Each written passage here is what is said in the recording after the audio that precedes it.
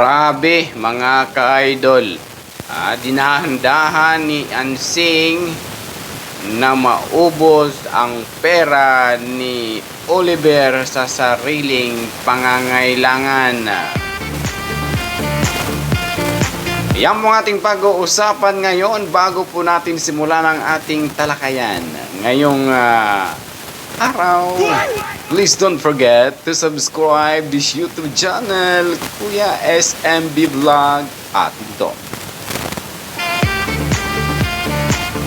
Well, ating pag-uusapan doon dahil alam naman natin na palahingi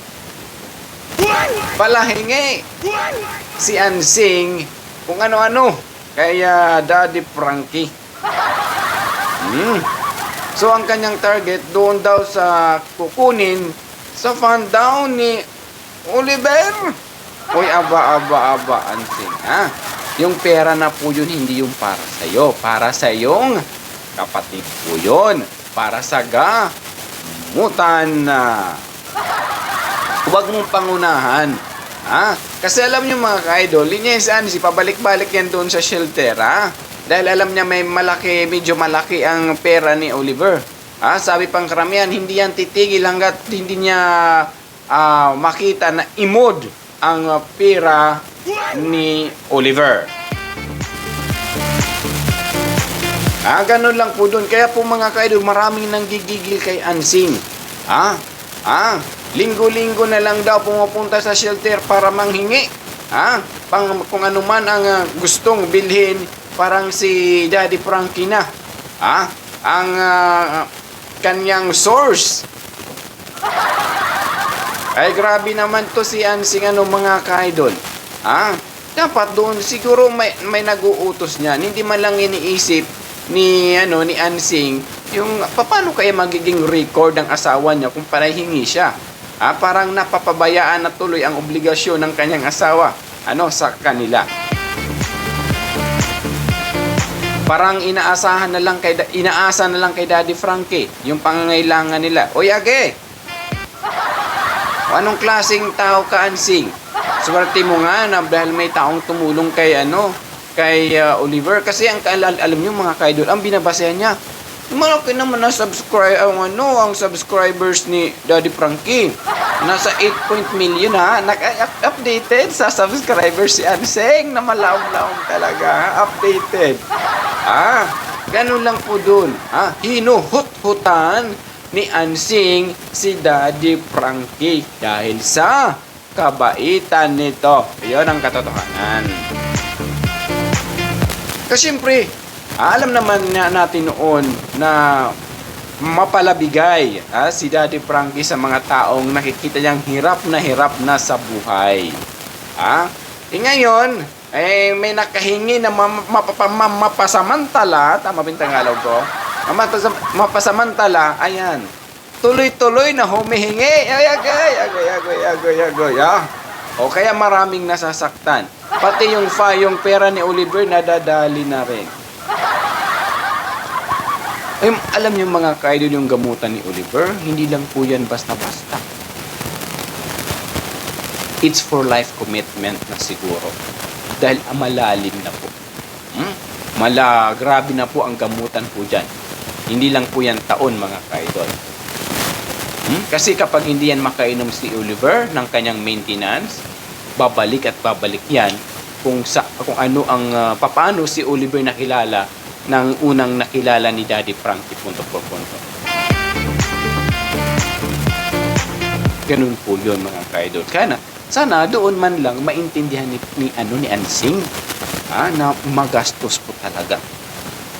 Magastos po talaga sa mga ganyang gamutan. Okay lang sana kung si Oliver lang, maraming mas nangangailangan, nakatira sa shelter, di ba?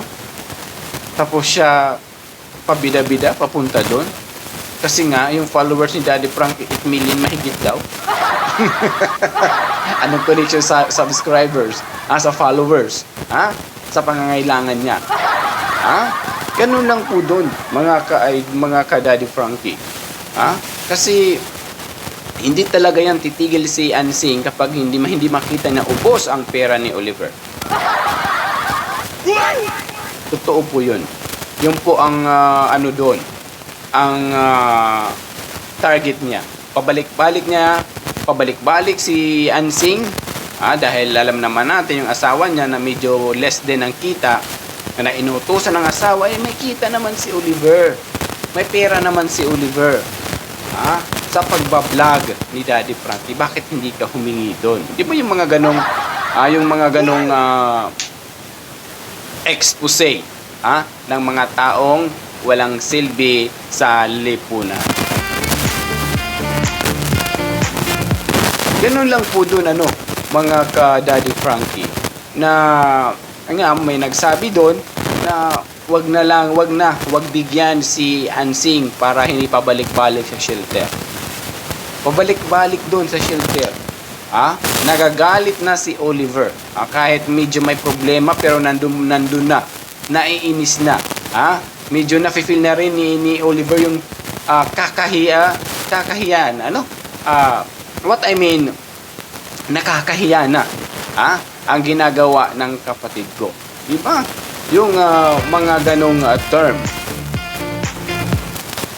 Kasi actually mga ka-idol, kawawa talaga si Oliver. Kung si Ansing yung will in charge sa susunod ng mga panahon, na kung maging okay na si Oliver, na kaya na maging independent.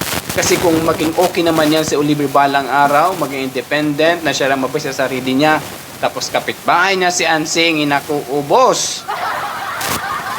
Timod ang kung anong meron si Oliver. Ay yun lang pong katotohanan po doon. Nakikita naman natin.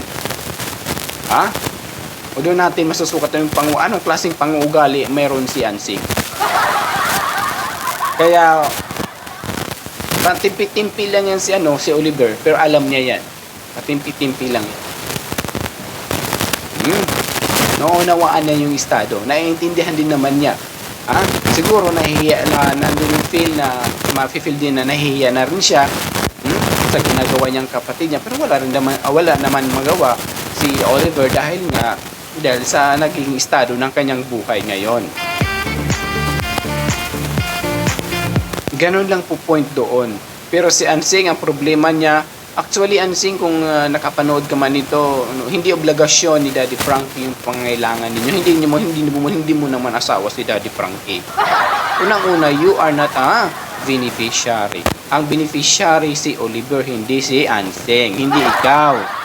Ganun lang po doon. O sige, pwede mo rin isama, ipa-beneficiary mo rin ng iyong asawa. Para tibuay naman lang. O ganun lang po doon ang mga ka-idol. Kasi hindi yan titigil. Hanggat nandyan si Oliver sa shelter, hindi yan titigil kahihingi. Dahil marami daw follower subscribers si Daddy Frankie. Ba't saan siya kumuha ng hugot? Siguro nakakahiring-hiring yan sa labas. Siguro nakakahub-hub yan sa labas ng mga apektusan ng mga balita. Alam naman mga probinsya, maraming yung Marites ba? Yung Marites. Marami sa probinsya. Kaya ganun. Kaya may lakas na loob. Tapos, kapatid pa niya si Oliver. Ganun po. Ang gusto niya, lahat-lahat ng kailangan niya, hingi kay Daddy Frankie, kukunin na doon sa funds ni Oliver. Hindi naman agad-agad yan ibibigay ni Daddy Frankie. Dahil may purpose yan na funds na yan para sa mga gamot. So, alam naman natin sa mga ganyang gamutan, mahal po yan. So, sana, sa mga nakapanood dyan, libre naman po yan sa government, sa health center, sa mga barangay po ninyo kung mayroon, buong Pilipinas po yan. Kasama po yan. So, yun po. So, sabi pa nga is 135 per piece yung gamot ni Daddy Frankie. Okay lang sana kung isa. How much more kung ilan ang iniinom niya per day? Diba? Marami po yan. Marami po. Magastos sobra yung maganyan na mga sakit. Hindi man lang iniisip ni Ansing yung kung saan kukuha ng pagkain ng mga katulad ni Oliver. Saan kukuha si Daddy Frankie sa mga gamot para sa lahat na lang na mga bayad. Lahat na lang na mga pangangailangan ni Oliver. Hindi si Oliver, lahat sila doon sa loob ng shelter. Hindi man lang iniisip ni Ansing na kung ang problema niya is ganong way man lang, pero si Daddy Frankie 20 times ang problema. So we're blessed lang dahil may mga sponsor si Daddy Frankie na mabigyan at mabigyan ng tugon at mabigyan financially yung mga tao na nasa shelter po niya. Okay? So, ganun po. Kaya marami nang gigigil, maraming galit kay Ansing hanggang sa ngayon. Kasi hanggang sa ngayon, patuloy pa rin humihingi si Ansing. Kahit si Ansing nagsabi, hindi na daw siya hihingi. Pero panay pa rin chat, panay pa rin punta sa shelter para lang humingi ng yung pera. Daddy Frankie parang may trabahuan na. Mga Daddy Frankie, sahod ko. Di ba? Oo. Yung ganun po mga kaidol. Kaya wag na po tayong magtaka na kung bakit maraming galit. Tapos however na lang mga kaidol, kung maging independent na si Oliver, tapos magkaroon ng asawa. So actually mas maganda nga na magkaroon ng inspirasyon si Oliver at makakatulong po yan sa journey ng kanyang tinatahak na buhay araw-araw. Kasi nandun yung point na malilibang siya sa kanyang asawa. Pero kung si Ansing ang kanyang makakasama, yari na. Yari na ang buhay ni Oliver. Gulong-gulo ang buhay ni Oliver kay Ansing dahil sa sa panguugali ni Ansing na malaom-laom. Ganun lang po dun ang point ni Kuya SMB na sana kung di ba ngayon mayroong love team si Nida at saka si Oliver. Ngayon may nag-message doon nga kawawa si Oliver kung sila at Nida ang magkatuluyan kasi nagwawala daw si Nida. Baka daw masaktan si Oliver. So alam mo naman natin na wala lang si Oliver. Wala lang siyang sa paligid niya. Siguro kung kahit saktan siya, wala lang din. Kaya dahil sa kabaitan ni Oliver, napapansin din ng tao na hindi safe si Oliver kung magkatuluyan si Oliver at si Nida. Ganun lang po. Dahil nananakit. Halimbawa daw dalawa sila magsabay na nasumpungin. Oo. O tatlo pa sabi nandun si halimbawa lang nandun si Ansing. baka masaktan si Ansing, baka masaktan ni Nida si Ansing. Malimpungatan ba si Ansing? Oh my God. Baliw pa lang ginagawa ko. Makaalis na nga. Di ba? Yung ganun. So, anyway po mga ka-Daddy Frankie, and sa mga bagong pasok dyan sa aking video, sa aking this channel, don't forget to subscribe this YouTube channel, Kuya SMB Vlog. Sinsya na po kayo mga ka-idol na yung aking Tagalog music kay Bisaya mas SMB. Not your Tagalog, Taglish na malawan. So anyway, nagbasa tayo ng mga commentator dito sa mga video na mga naraming nanggigigil. Ang sabi dito, wag na bigyan na siya, wag bigyan, shout out sa mga sponsor, wag na bigyan, naging gatasan na ang team. Yeah. Nandun yung point na point na binibigyan na ng kahulugan ng mga viewers yung ginagawa ni Ansing na parang ginagawang gatasan ang shelter even si Daddy Frankie. Kasi according to Magdalene, ako'y Ansing, mahiya ka naman. Magsikap kayo ng asawa mo, hindi yung pera ni Oliver. Para panggamot ni Oliver yan Kapal talaga. Di ba? Maraming sobrang galit po mga ka-idol sa pinapakita ni Ansing sa social media yung panay hingi. Okay lang sana magsabi si Ansing na, Daddy Frankie, okay ba magtrabaho ako sa inyo para kumita, para kahit pa paano I provides the needs of my family. Even sa akin. Di ba? Pwede yun. Na magkatulong na lang siya doon kay Daddy Frankie. Mag-assist na lang siya doon. Kung mag-shelter, yari din doon. Baka siya pang pakamalan tuloy na mahirap si Ansing magtrabaho sa shelter. Baka mapakamalan pa siya ang pasyente. Alright? So, ganun po yun. So yun, na again, ulitin ko na hindi yan titigil si Ansing hanggat hindi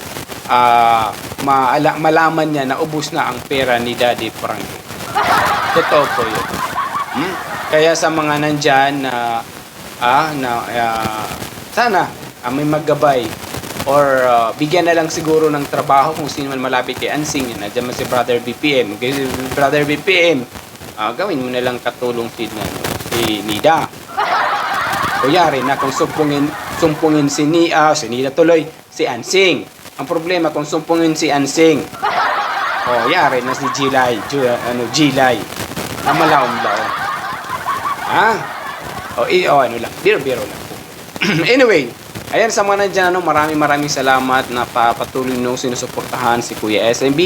Big love shout out Ballpoint Man, of course, Daddy Frankie team, Daddy Frankie community, Ma'am Rochelle, and of course, sa the Miguel Shout Solid Pure Heart International Group na pinangunahan ni Michelle Japinel. Big love shout out. Ganun lang po dun, mga ka-idol. This is Kuya SMB. Sa nga pa nga hindi pa what I mean, Tagalog naman nun. Hindi pa nakilala si Kuya SMB. I am Kuya SMB ng Malaom-laom. Ano talaga SMB? Malaom-laom sa mga taga-Waray, Waray nun, Bisayan nun, Ilocanon, di ba? Mga Ilonggo. May galaw siya. Ganun ba talaga SMB? Ganun. At of course, sa mga patuloy sa suporta kay Daddy Frankie, yago, harap na mga ka-idol Oo. Halabira, sana balang araw makita kami ng aking idol na si Daddy Frankie. Daddy Frankie, naman. Talaga. Oo. Saka makita ko rin sila Sir Oliver. Si Ansing SMB gusto mo makita? Kahit hindi na, kahit sa video sapat na yun. Yung mga nasa shelter lang po na mga patient. Kasi mapagmahal rin ako sa mga matatanda. Mapagmahal rin ako sa mga matatanda. Kaya gusto ko rin pumunta doon sa shelter. Paano makita ko man lang sila. Sapat na po yung para kay Kuya SM. Sana balang araw magkita-kita po tayo. Sana magkaroon ng meet and greet si Daddy Frankie sa lahat ng mga supporters, followers niya. Punto por punto balang araw kapag hindi na masyadong busy. Punto por punto.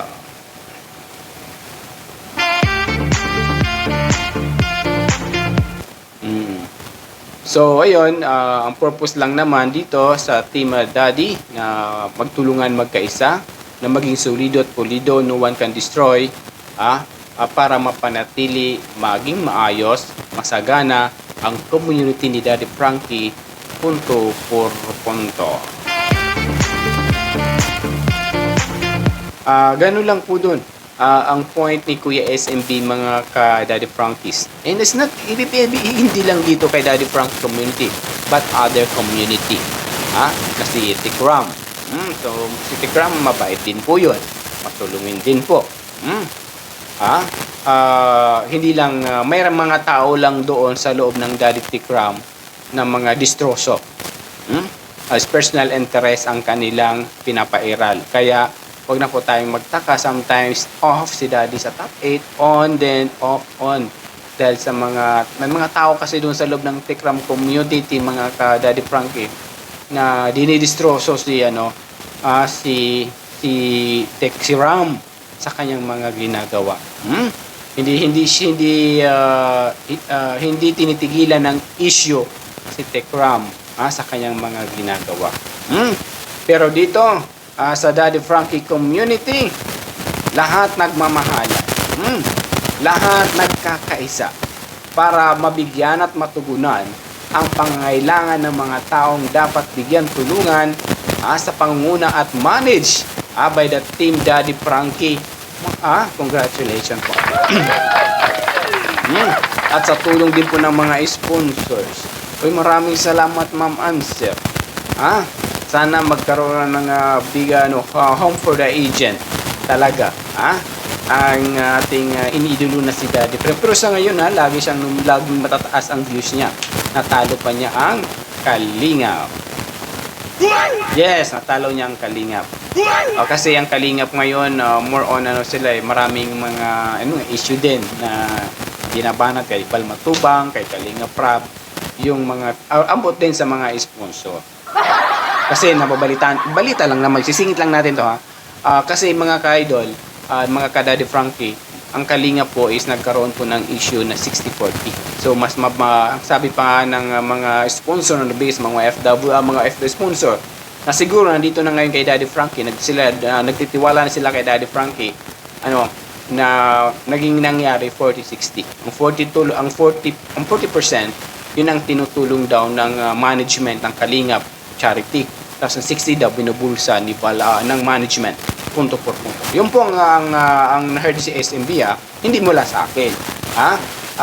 Na-heard lang ni SMB ng isang sponsor. Kasi maraming mga sponsor po mga ka-idol na iniwanan na po ang Kalingap charity. Okay, may iniwanan na po.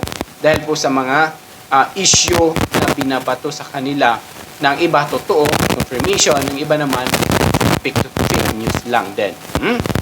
So, yun po. So, yun ang ating sana hindi matulad po dito sa ating community Daddy Frankie, yung ganung way. Alam naman natin na kahit sariling pera ni Daddy Frankie, nilalabas niya para makatulong sa ibang tao. Yun po. Sana ganun din po ang lahat ng mga vloggers. So, huwag na po tayo magtaka kung bakit marami nagmamahal kay Daddy Frankie this time. Dahil po, sinseridad ang kanyang ginagawa, concern sa mga taong dapat tulungan. Pina-priority niya yung mga taong dapat tulungan. Sit aside niya muna ang kanyang sarili. Ang importante, makatulong siya punto por punto. Ayan, sama na dyan, sorry kung naisingit man dun yung issue na po yun. Yun po ang why I continue to support Daddy Frankie dahil po nandoon yung paninindigan at may malasakit sa kanyang ginagawa bilang charity vlogger. Hanggang dito na lang po muna tayo. Again, this is Kuya SMB. Sa mga bagong pasok, please don't forget to subscribe this YouTube channel, Kuya SMB Vlog, para sigurado punto por punto, pack na pack and full na full ang mitiin mission vision ni Kuya SMB, Atikam community and the Daddy Frankie community. Magkaisa, magtulungan, maging solido, pulido, at matiwasay, maging maayos ang community.